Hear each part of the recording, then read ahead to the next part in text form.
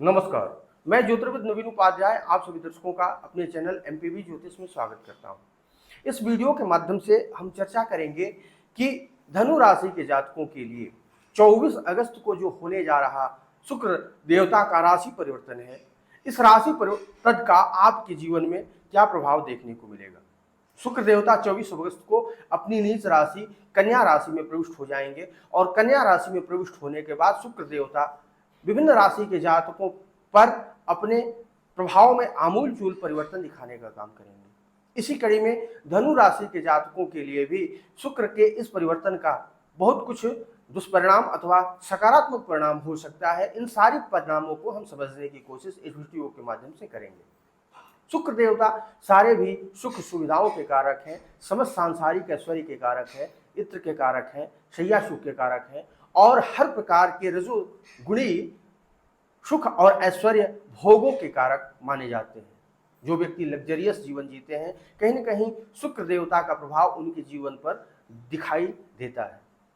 Luxury के भी कारक शुक्र देवता हैं और पत्नी से मिलने वाले सुख, पार्टनरशिप से मिलने वाले सुख, सांसारिक प्रेम से मिलने वाले सुखों के भी कारक शुक्र देवता बनते हैं।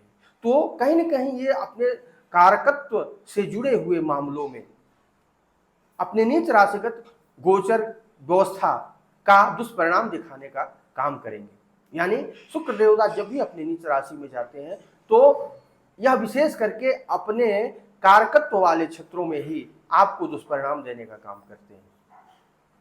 अब हम बात करते हैं धनु राशि के जातकों के लिए। धनु राशि के जातकों के लिए शुक्र देवता दशम भाव से गोचर करेंगे।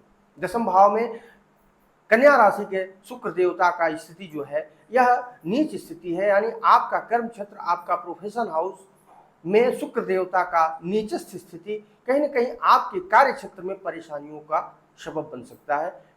जो भी आपका कार्य क्षेत्र हो, बिजनेस हो, व्यापार हो, नौकरी हो, एमएनसीज में कार्य करते हो, कोई कमीशन बेस्ड कार्य करते हो अथवा जीवन का कोई भी ऐसा क्षेत्र आपका कार्य क्षेत्र है, वहाँ पर आपके लिए समस्याएं और परेशानियां पैदा हो सकती हैं। उच्च अधिकारियों से आपके संबंधों में खटास आ सकती है। कहीं न कहीं आपके अपने सहकर्मियों से मतभेद की स्थिति पैदा हो सकती है। तो अपने कार्य क्षेत्र में आपको सामंजस्य बनाने की आवश्यकता होगी और इस सामंजस्यपूर्ण व्यवहार से आप आने वाली परेशानियों से अपने आप को बचा सकते हैं। अब हम बात करते हैं छठे भाव की, यानी कि शुक्र देवता आपके छठे भाव के भी स्वामी हैं। कहीं न कहीं छठे भाव के स्वामी होकर के दशम भाव में स्थित होते हुए यह आपके कार्य क्षेत्र के अंदर नई बाधाओं को उत्पन्न करने का काम कर सकते हैं। यह रोगों की भी संभावना बन सकती है। कोई शारीरिक बाधा आपको परेशान कर सकती है, विशेष करके जल तत्वीय परेशानियां आपके शरीर में हो सकती है। डायबिटिक लोग अपने स्थिति में नकारात्मक परिवर्तन इस अवधि में देख सकते हैं। तो इसलिए यदि आप डायबिटिक हैं तो कहीं न कहीं आपको अपने स्वास्थ्य के प्रति सचेत रहने की आवश्यकता है और यदि आप किडनी से संबंधित कोई बीमारी से ग्रस्त हैं तो अपने आप पर आपको फोकस करना चाहिए, क्योंकि स्थितियां और भी दूभर हो सकती हैं। शुक्र देवता का जो स्थिति है, दशम भाव की स्थिति, इनका दृष्टिगत जो प्रभाव है चतुर्थ भाव पर भी जाएगा। आपके परिवार का है, जमीन जायदाद और प्रॉपर्टी का है, सामाजिक ताने बाने का है, कोई सामाजिक कार्यों से आप जुड़े हुए हैं, नेतागिरी इत्यादि में आप हैं, आप यदि नेतृत्व करते हैं, समाज के किन्हीं वर्ग का आपका नेतृत्व करने का काम है, तो यह आपको, तो शुक्र का यह परिवर्तन आपके नेतृत्व क्षमता में कुछ कमी ला सकता है। जनता के बीच में आपकी प्रसिद्धि में कुछ कमी अवश्य देखने को मिल सकती है। तो इस चीज को आपको ध्यान रखने की आवश्यकता है। कहीं न कहीं आपको जमीन जायदाद और प्रॉपर्टी से जुड़े बड़े निर्णय लेने के लिए यह समय अनुकूल नहीं है। यह समय यदि आप कोई बड़े निर्णय जमीन जायदाद और प्रॉपर्टी तथा मकान से जुड़े मामलों में लेते हैं तो आपके लिए परेशानियों का सबब बन सकता है। तो कोई भी बड़ा निर्णय अपने शरीर और स्वास्थ्य से संबंधित, जमीन जायदाद और प्रॉपर्टी से संबंधित इस अवधि में न ले तो आपके लिए बेहतर परिणाम आने का काम करेगा। शुक्र देवता आपके 11 भाव के भी स्वामी हैं, यानी आपकी मनोकामना पूर्ति, आपके धन लाभ की स्थिति, जो भी कार्य क्षेत्र है आप वहां से यदि धन लाभ अर्जन करना चाहते हैं, करते हैं, तो उसमें इस महीने कुछ कमी देखने को मिल सकती है। बिजनेस व्यापार कुछ मंदा पड़ सकता है।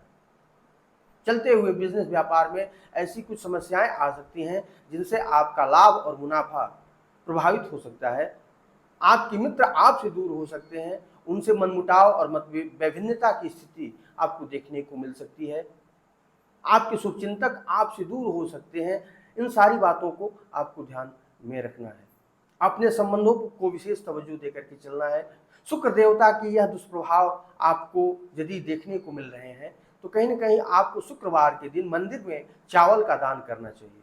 यदि आप मंदिर में चावल का दान करते हैं अथवा किसी विधवा स्त्री का सेवा करते हैं तो शुक्र के इस दोष से आप दूर हो सकते हैं। किसी विधवा स्त्री को आप चाहें तो शुक्रवार के दिन सफेद वस्त्र दान में दे सकते हैं, तो इससे आपके लिए शुक्र जनित ये दोष आपको दूर हो जाएंगे और आपके जीवन में तमाम प्रकार के जो कठिनाइयां चली आ रही हैं, इन कठिनाइयों से आपको निवृत्ति मिल करके और आप जीवन में आगे बढ़ेंगे और तरक्की करने का काम करेंगे। धन्यवाद, नमस्कार। यदि आपको वीडियो पसंद आया हो कृपया चैनल को सब्सक्राइब करें, लाइक करें, कमेंट करें और शेयर करना न भूलें।